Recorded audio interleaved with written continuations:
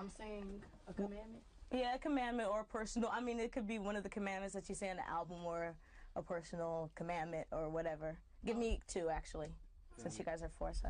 Are we explaining what Well, they which one are you mean? gonna just Se say? mettre debout ici. C'est vrai? Tu vois mon nombre? Non, non, c'est pas ça, c'est par rapport à la direction de regard. Okay. We're doing it so she can then get an introduction about that. Yeah. Okay. I'll punctuate the interview with that. Okay. And then like with images of the videos and stuff like that. But it's good to have like other things than videos to punctuate the interview. Okay. C'est bon? C'est tout? Ouais. Okay, go ahead. Thou shalt not give into temptation, and if thou can wait, then thou shalt stay. Okay. Thou shalt not hate. Hold on 1 second. You just gotta zoom in on you. Okay. Attends, ah, ok. C'est bon? Wait a minute, I need good because I need to. Thou shalt not hate and Thou shalt say mine. thou shalt know when he's got to go. That's what it is. Okay. Well, yeah, I'm gonna do say my name and he can. C'est bon? Thou shalt know when he's Ah, got c'est to bon, go hein. and thou shalt say my name. But thou shalt say my name, it don't sound like. You ready? Yeah, ready. Don't worry. Oh, okay. Thou shalt not hate and thou shalt know when he's got to go. Okay. 4 sur Kelly. Thou shalt know he can't love you. She can't love you. Oh. Sorry. Thou shalt know he can't love you, and thou. You said it again. It's thou shalt know she can't love you. I'm sorry. What's wrong with me? You're thinking of Thou shalt know she can't love you, and what's another one? Thou shalt not bug. Yeah. Thou shalt confess. Oh. Thou shalt not bug. Thou shalt confess. Okay. Last but not least. Ok. Thou shalt know she can't love you, and Thou shalt not think he got it like that. Yeah. thou shalt not think he got it like that. No, it's thou shalt not think you got it like that. Yeah. There you go. Ok, maintenant c'est l'interview. Donc, wait for him to tell me that he's ready, and then we'll go by the regular 5 questions of any promotional interview. Ok. Okay, girls, ladies, I should say young ladies. Okay, where are you guys from, and how long have y'all been doing this? We are from Houston, Texas. Beyonce, Latoya, Kelly, and Latavia. And we've been doing this for about 10 years now. It's been a long time coming, but by the grace of God, we're finally here. Good. So how did the second album come along? I mean, we're not going to talk about the first album besides, No, had everybody dancing. Girl. I knew I was in clubs in New York. People were like, oh, that's our joint. Whatever. My girlfriend's like, that's my nigga. She's like, you my nigga for life. I'm like, yeah, okay, whatever. So how did the second album come along? Because it's basically more mature. You guys are more in it. And I think that's very important for girls that are young. And everybody thinks that there's pretty faces and singing, that you guys make it a point to say that, Thank you. y'all in this thing. Our second album came along basically through growth and just us changing from young ladies to young women. We've been in the game for a minute now, and we've learned a lot more. We've experienced a lot more. We've all been in relationships at some time or another, so therefore we have ideas about, things that go on in relationships. And also, we just took those things that we've gone through along with family members and other friends of ours, and we took those problems or those mishaps in relationships and we wrote about them.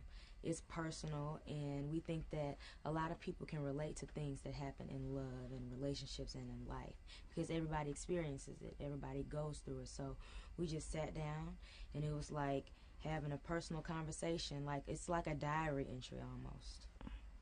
Exactly. So how did the whole group has a really strong image. You guys got these all cute little costume thing going on. We're taking it back to like the 60s and stuff like that. So was that, you guys wanted that? I mean, and looking on other groups, I mean, how all the whole group's image come out? be? Growing up, we always watched tapes of legends like the Supremes and like the Emotions and like En Vogue. We always loved En Vogue, and we wanted to be like En Vogue growing up. And we loved how they dressed the same. If you were in a room and all four of them were in totally different spots, you would know that they were together as a group, and that's what we wanted. But we wanted a more youthful look. We didn't want to be exactly like them. We wanted to be Destiny's Child, so that's what we did. And it wasn't anything that another person, a record company member or a management person came up with. This is our identity, our image is who we are. So us and our stylist, Tina knows, we come up with concepts for our clothes, and we got a lot of the concepts from the Supremes and Emotions. So we try to bring it to you, the glamour thing like the Supremes, but the diva thing like En Vogue, the young thing. So we put them all together, and it's Destiny's Child. So so who does the writing? Do you guys all do the writing? Do you guys all sit down together and be like, we want to work with this producer? Yeah. And so how does the whole group function? Because I mean, 4 girls together. I mean, even if you feel like your family, there's got to be some like people who are not agreeing with others. So how does that work? The fact that we've been knowing each other for so long, we all have this tight bond where we're all we're doing the same thing because we want a great final project. And before we recorded the second album, we told our manager exactly what we wanted and the record company exactly what we wanted. We told them that we wanted a new sound, a new producer, and that's where we got Shakespeare.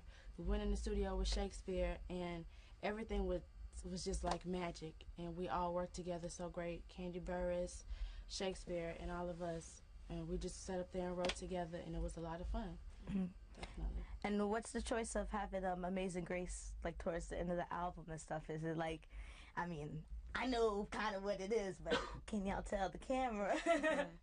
Having Amazing Grace at the end of the album. We put Amazing Grace on our album, and we dedicated it to our late manager, Andretta Tillman, who passed away a couple years ago. She always wanted us to do a gospel song. We were like, we sing R&B. We can't do all this gospel, blah, blah, blah. Even though we're all very spiritual, we were like, we can't do no gospel song. So once we did Amazing Grace, we were like, we got to put this on the album, and let's dedicate it to her. Let's kind of like in remembrance of our manager, our late manager. Also, the fact that we use the concept out of the Bible, the writings on the wall, which is the title of the album. We took the commandments because Moses found the commandments on the wall. The writings was on the wall. We took that concept. We wanted to make sure that everyone knew that we weren't trying to redo God's commandments. So we gave props to God who made the real commandments, and we thought that we had to do that because we don't want to give off the impression that we're trying to redo the commandments. We just took the concept out of the Bible. So we thought it was important for us to make that clear to the world.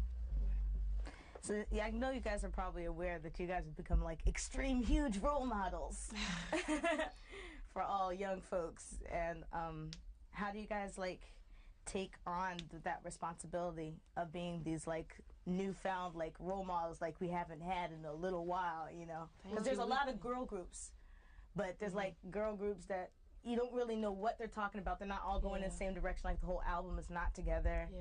You know, so how do you guys take on this newfound responsibility? Well, 2 of us are automatically role models because we have little brothers and little sisters. But, little sisters, little brothers.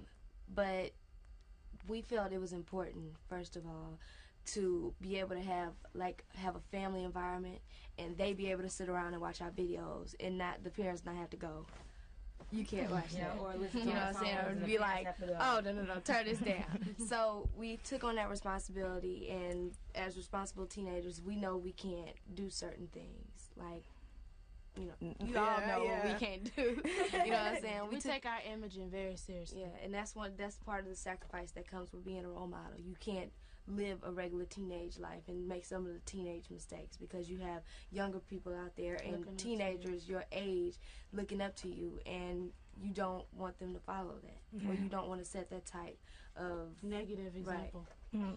I understand that. Preach on, my sisters. Preach on. I guess, I mean, you guys did like 2 albums. I mean, there wasn't a lot of time in between the 2 albums. So Can I imagine that you guys are always thinking about the third, or? No, not yet. We're still focusing on the writings on the wall right now, definitely. But I'm sure